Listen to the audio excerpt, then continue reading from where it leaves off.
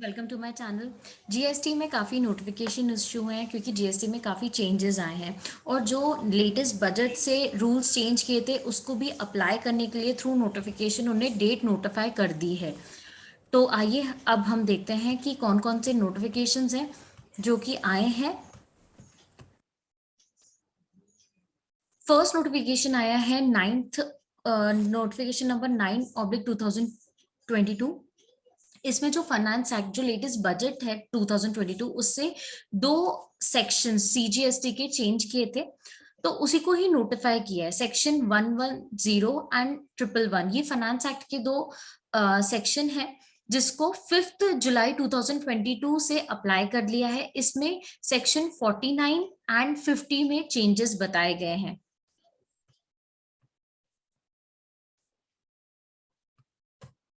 जब हम 49 की बात करते हैं तो सेक्शन 49 में सब सेक्शन 10 में चेंज आया है।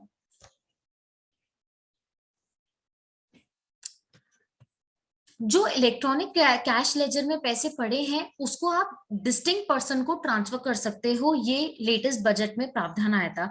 अब उसके लिए फॉर्म भी नोटिफाई कर दिया है और पोर्टल में भी एक्टिवेट कर दिया कि 1 जुलाई 2022 ऑनवर्ड्स अब आप अपने इलेक्ट्रॉनिक कैश लेजर में जो जीएसटी अमाउंट पड़ा हुआ है सीजीएसटी में, आईजीएसटी में या एसजीएसटी लेजर में, तो आप वो दूसरे पर्सन डिस्टिंक्ट पर्सन को ट्रांसफर कर सकते हो, पर आपकी कोई लाइबिलिटी नहीं होनी चाहिए, तभी आप उन्हें ट्रांसफर कर सकते हो। तो इसके लिए अब एक्ट में भी प्रोविजन ऐड कर दिया। रजिस्टर्ड पर्सन में on the common portal transfer any amount of tax, interest, penalty, fee और any other amount available in electronic cash ledger. Electronic cash ledger में टैक्स, इंटरेस्ट, पेनल्टी, फी या कोई और amount available होगा जो अब आपके काम नहीं आ रहा है, आपकी लाइबिलिटी वगैरह सब सेट ऑफ है, तो अब आप दूसरे पर्सन को पे कर सकते हो। To the electronic cash ledger for integrated tax, central tax, state tax, union territory tax or cess, or integrated tax or central tax of a distinct person as specified in subsection 4 or as the case may be subsection 5 or section 25 in such form and manner and subject to such condition and restriction as may be prescribed, and such transfer shall be deemed to be refund for from the electronic cash ledger under this section. तो जो person transfer कर रहा है उसके लिए refund treat होगा, provided that no such transfer under clause B shall be allowed if the said registered person has any unpaid liability in his electronic liability ledger. अगर liability ledger में आपके कोई अमाउंट पेंडिंग है तो तब आप ये ट्रांसफर नहीं कर सकते। इसके लिए फॉर्म भी बता दिया गया है, जीएसटी पीएमटी 09 फॉर्म है जिसके थ्रू आप डिस्टिंक्ट पर्सन को ट्रांसफर कर सकते हैं। एंड जो नेक्स्ट चेंज आया था वो आया था इंटरेस्ट ऑन डिलेड पेमेंट के सेक्शन में, सेक्शन 15।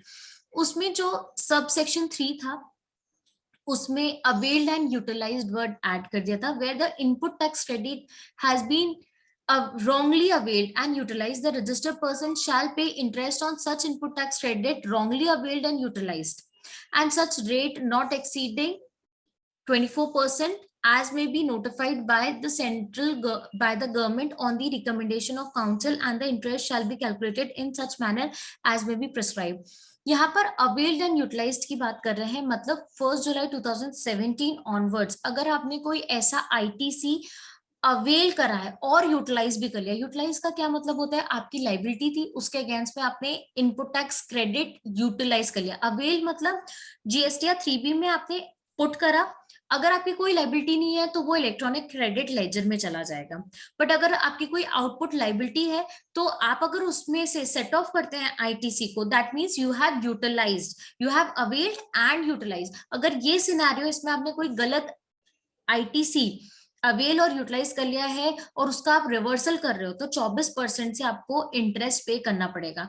पर अगर सिर्फ अवेल की ही बात है, आपने 3B में बताया था बट अभी तक आपने उसको यूटिलाइज नहीं किया, अभी भी आपके इलेक्ट्रॉनिक क्रेडिट लेजर में पड़ा है, तो आपको कोई भी इंटरेस्ट पे नहीं करना है। और ये रेट्रोस्पेक्टिव चेंज आया है, मतलब 1 जुलाई 2017 ऑनवर्ड्स से एप्लीकेबल है। तो फर्स्ट जो नोटिफिकेशन हमने देखा वो इन दो सेक्शन को इन सेक्शन के बारे में बताता है कि 5 जुलाई 2022 से एप्लीकेबल है। सेकेंड जो नोटिफिकेशन आया वो एनुअल रिटर्न से रिलेटेड है।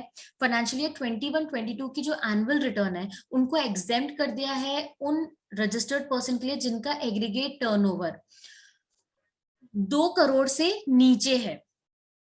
अगर 2 करोड़ से नीचे है आपका तो आपके लिए एनुअल रिटर्न फाइल करना मैंडेटरी नहीं है।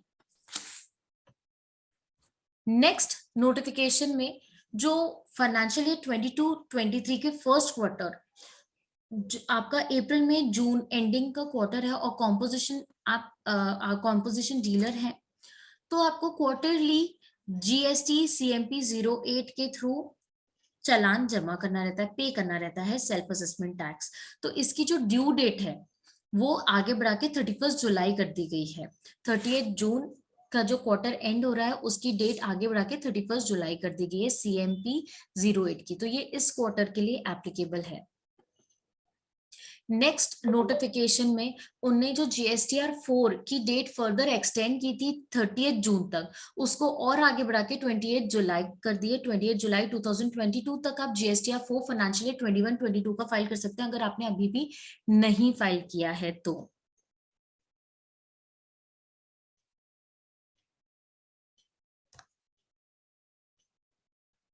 इसके बाद उन्हें जो नोटिफिकेशन नंबर 13 है इसमें डिमांड एंड रिकवरी से रिलेटेड फाइनेंशियल ईयर 17-18 की जो टैक्स पीरियड की रिकवरी है उसकी डेट आगे बढ़ा के 30 सितंबर 2023 कर दिया। तो फाइनेंशियल ईयर 17-18 की जो रिकवरी है अगर आपने जो इनपुट टैक्स क्रेडिट है उसको रॉन्गली अवेल किया है, यूटिलाइज किया है, या आपने जो टैक्स है कम पे किया है या आपने पे ही नहीं किया, तो इसकी जो रिकवरी है ये आपसे 30 सितंबर 2023 तक ले सकते हैं।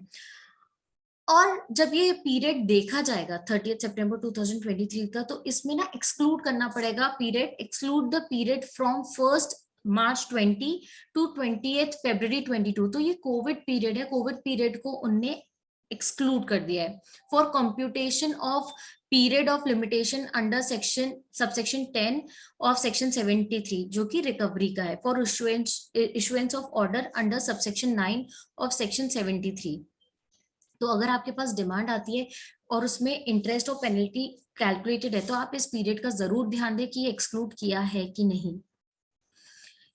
फर्दर एक्सक्लूड बताया गया है, exclude the period from 1 March 2020 to 28 February 2022 for computation of period of limitation for filing refund application। अगर आपको रिफंड एप्लीकेशन फाइल करना है और उसमें आप लेट हो गए हैं तो उस जब आप पीरियड ऑफ लिमिटेशन कैलकुलेट करेंगे तो उससे भी ये कोविड का जो पीरियड है 1 मार्च 20 टू 28 फरवरी 22 इसको इस पीरियड को भी सेपरेट करना है।